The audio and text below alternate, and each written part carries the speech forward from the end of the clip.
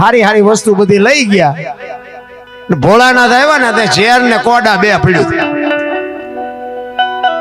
એ કે વધ્યું આપણે આટું કઈ કે ઝેર ને કોડા બે છે કે ઝેર લાવો કોડા નહીં. ઈ ઝેર આપ્યું બાબુ. ઈ ઝેર કેવું હતું કે ધરતી ઉપર પડે ને ધરતી ફાટીને ફડાળિયા થઈ જાય. ઈ ભોળાનાથે કંઠમાં રાખીને નીલકંઠ કહેવાય ગયા. તેથી માર્કુંડ ઋષિને એમ થયું કે આજે ઝેર જીરવી શકે ને એ મહામંત્ર જીરવી શકે, બીજાની તાકાત નથી. હવે તાર હાલીને તુલી બધા કહે છે કે આને મહામંત્ર કહેવાય. ભોળાનાથ કરતા આપણે હોશિયાર રહીશું તો આપણા બધાની પાસે આવ્યો છે આ મહામંત્ર. અમુક અમુક તો બોલતા હોય ને તો હું તો આમ પાણાની મૂર્તિ જેવો થઈ જાઉં. આપણે એમ થાય કે ભોળાનાથ પોતે બોલે છે કે શું? અરે બાબુ વાતો બધી આખી પડી છે. આના ભરોસે હાલી જવાની વાત છે. બાકી આમાં મને તમને કાંઈ ટપા પડે એવું નથી. એક એનો ભરોસો રાખી, એક એનો વિશ્વાસ રાખી અને નામનું ભજન કરી જાવ બસ. બીજું ઊંડું ઉતરવાની કોઈ જરૂર નથી. ભોળાનાથ અને મા પાર્વતી હિમાલય માથે બેઠા હતા ને. જાણીતો ઇતિહાસ છે. દક્ષ પ્રજાપતિ એમના સસરાએ બાબુ જયારે યજ્ઞ કર્યો ભોળાનાથને આબરૂના ધજાગરા કરવા હતું. એટલે ભોળાનાથને આમંત્રણ નથી આપ્યું. યજ્ઞનું આયોજન કર્યું દક્ષ પ્રજાપત. અને બધા દેવો આમ જવા માંડ્યા. પાર્વતી માં પૂછે છે ભોળાનાથને કે આ બધા ક્યાં જાય છે? એ કે તમારા બાપા યજ્ઞ કરે અહીંયા જાય છે. તો કે આ બધા અહીંયા જાય ને આપણને આમંત્રણ નહીં? તો કે નો દે, નો દે, આપણે નો ગમતા હોય નો દે. તો કે હાલો જવું છે કે ના જવાય નહીં, આમંત્રણ નો અહીંયા નો જવાય. એ કે ના જવું છે. કારણ કે ભોળાનાથને આની પેલા નારદજીએ બાપુ દિવાળી મૂકેલી શંકર ભગવાનના ઘરમાં. પાર્વતી માને કીધું એ કે એકલા હતા. એ કે માં ભોળાનાથ ક્યાં ગયા? કે એ તો હિમાલય ઉપર છે. કે હું શેરદુનો રાહ જોતો હતો, તમને એક મારે વાત કહેવાની હતી. આજ તમે એકલા છો મારે મેળ પડી ગયો. એ કે મહામંત્ર ની તમને વાત કરી? કે ના, હજી તમને કે મહામંત્ર આપ્યો જ નથી.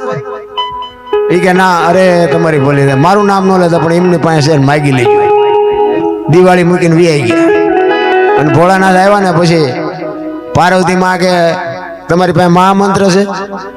ભોળાનાથ કે આના અત્યાર સુધી ખબર જ નથી, કોઈને કીધું? એ કે કોઈ મહેમાન આવ્યું હતું? કે હા.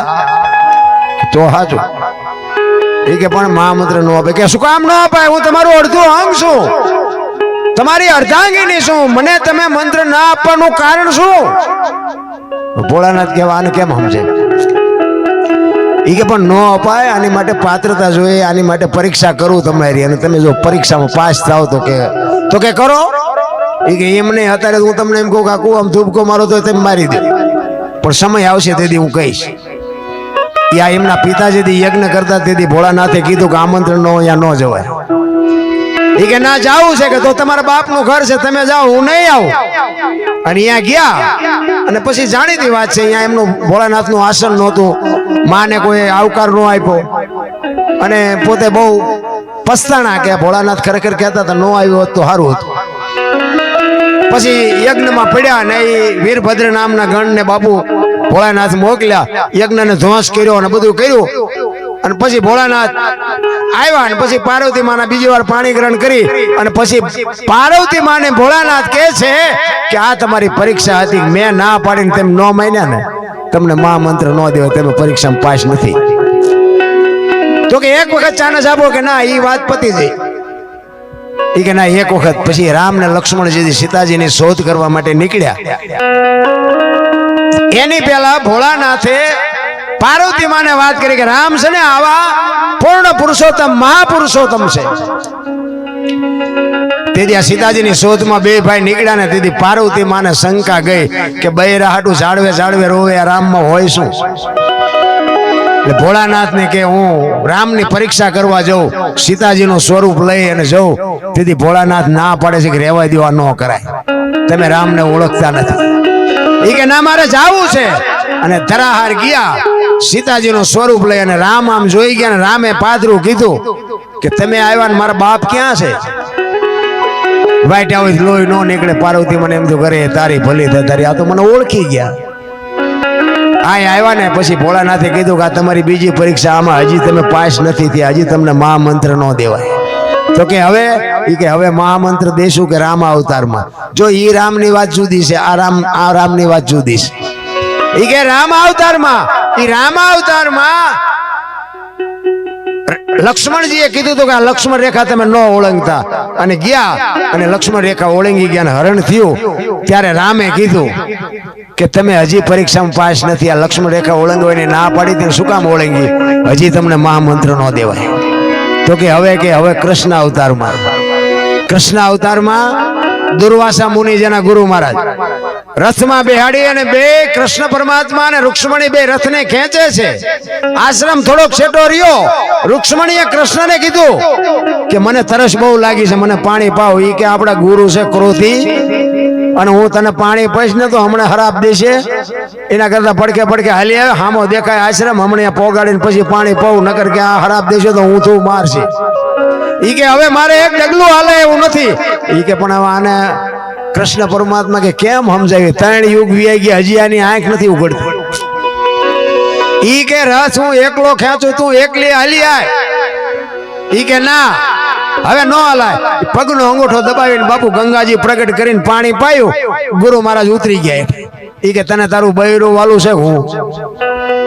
ઈ કે બાપુ તમે? તો કે તારું બૈરું ભલે રહ્યો, તું એકલો મને મૂકી જા. અને પછી કૃષ્ણએ કીધું કે આ તમારી પરીક્ષા હતી, હજી તમે પાસ નથી થયા, હજી તમને મહામંત્ર ન દેવાય. તો કે હવે રામદેવ અવતારમાં ઢેલડી નગર આપણું મોરબી રાવત રણસિંહને પરમોદવાનો વાયક જીદી ઝીલ્યું. તેથી રામચંદ્ર રામદેવજી મહારાજને ઈ વાયક ઝીલ્યા પછી નેતલ દેને કહે છે કે આ જગ્યાએ જતી સતીની વાત, આ બાપુ સનાતન ધર્મની વાત તમને કરું. કારણ કે અમુક વાતો છે ને બાપુ, એવા અધિકારી હોય તે નીકળે, બાકી તો ગરાક નો અહીંયા દુકાને શું ખોલવી. અમુક વાતો બાપુ 5 લાખ રૂપિયા ખર્ચીને કલાકારને લાવજો બાપુ, નહીં નીકળે. એવી મારી ગુરુ મહારાજની મારી માથે કૃપા છે. હું એવું અભિમાન નથી કરતો, બાકી આ દુનિયા મને સાંભળે છે ને બોલાવે છે ને, એ બાપુ કઈક જુદી બાબત છે.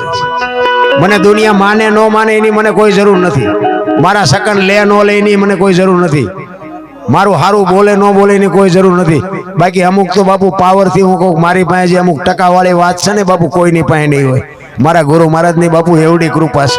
અને મારો ગુરુ આજે આ દુનિયામાં છે નહીં, પણ બાપુ ગરાસિયાનો શું કરંટ છે એના કરતા 10 ગણો કરંટ હતો બાપુ. મને હોત હોપડાવે, હેઠીનો બે કે હજી તારું 5 ન આવે આમ. અને એવા ગુરુ પાસેથી જ કંઈક જડે. પંપાળે એની પાસે કશું ન હોય. પંપાળી તો સમજી લેવાનું તમારા ખિસ્સાને તળિયા બધું ખાલી કરે.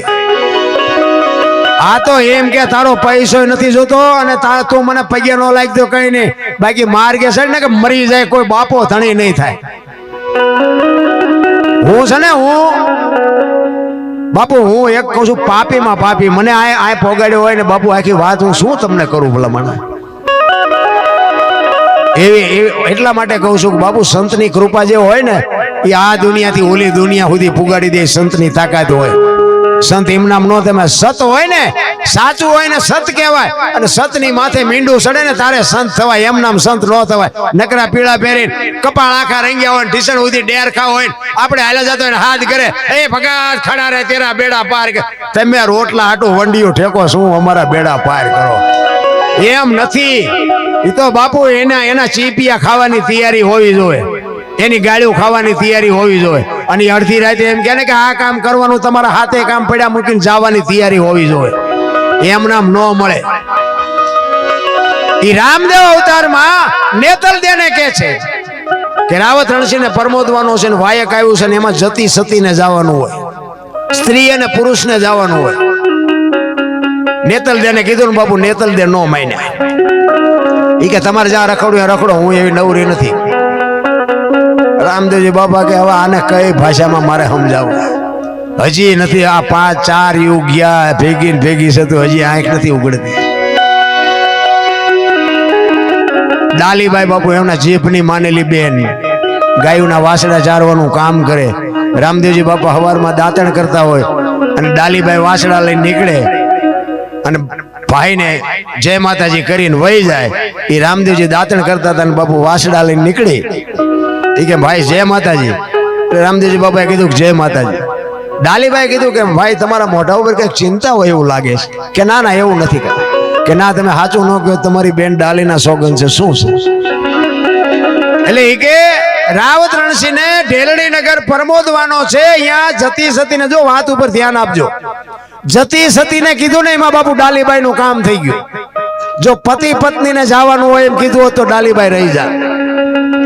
જો આ શબ્દની મારી શબ્દ બાપુ પકડાઈ જાય ને એટલે ગોળ બંગાળનો રાજા ગોપીચંદ ને 92 લાખ માળવાનો ધણી ભરતરી સાધુ બની ગયા. શબ્દ પકડાઈ જવો જોઈએ.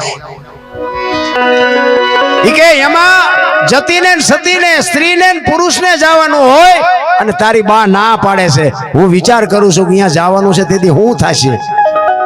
અને તેથી ડાલીબાઈ એમ કહે છે કે સ્ત્રીને પુરુષને બેને જવાનું હોય તો કે હા, તો કે તમે પુરુષ છો ને મારી બા નો આવે તો હું સ્ત્રી છું, નો આવું, નો હાલું. બાપુ રામદેવજી બાપાની આંખોમાંથી પાણી પડ્યો. એ કે તું હાલ ખરી પણ જગત શું વિચારશે? તેથી આ ભારતની આર્ય નારી તેથી જગતજનની જોગમાયા એમ કહેતી હોય કે હું તારો ઢીસણ દબાવીને બેસ, તારું પેટમાં જો પાણી ન હલતું હોય તો મને આવવામાં કોઈ વાંધો નથી. બાપુ આ કઈક કરી શકે. અને બાપુ જો આ ડાલીબાઈ કરી ગયા, નેતલ દે રહી ગયા. રામાબીન ના આખ્યાન રમતા છે એમાં તમે જોયું છે. ડાલીબાઈ આવે 4, એટલે માફ કરજો, નેતલ દે આવે ખાલી 4 ફેરા ફરવા, પછી કાંઈ કોઈ ઇતિહાસ માલપા દેખાતો આપણને નથી દેખાતો.